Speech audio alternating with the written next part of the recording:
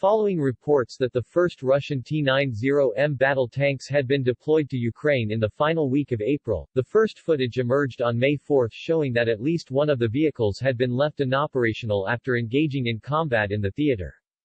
The T-90M is considered the most capable fully operational battle tank in the Russian inventory, with capabilities well over a decade ahead of platforms previously deployed to Ukraine such as the T-72B3 or T-90A. With only around 100 in service, its deployment was seen to signify that Russia was escalating its war effort in certain areas of the battlefield. The tank began to join the army only in early 2020, and while its loss has been widely cited by Western sources as an indication that the design is ineffective, it remains uncertain whether any more than the one tank have been lost or under what circumstances. The T-90M is prized for its high survivability relative to older designs, and benefits from new variants of the Relikt explosive reactive armor and the Afghanet active protection system, a more powerful engine, extra protection to isolate internally stored munitions, and much more advanced base armor. Images do not give a strong indication of whether the tank's crew survived, but it remains a significant possibility with the vehicle appearing relatively intact.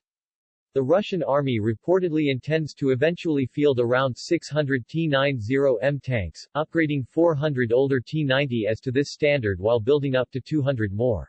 The tank's performance in Ukraine, and those of older vehicles such as the T-72B3, could well affect these plans. It could either accelerate the rate of T-90M acquisitions or cut planned numbers in favor of either less tanks in the Russian army or of more advanced T-14 tanks.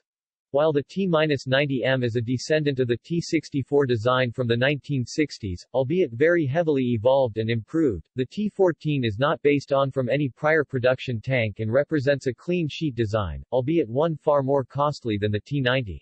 Whether the T-90M will prove successful in Ukraine thus remains to be seen, particularly as the circumstances of the single confirmed loss remain unknown.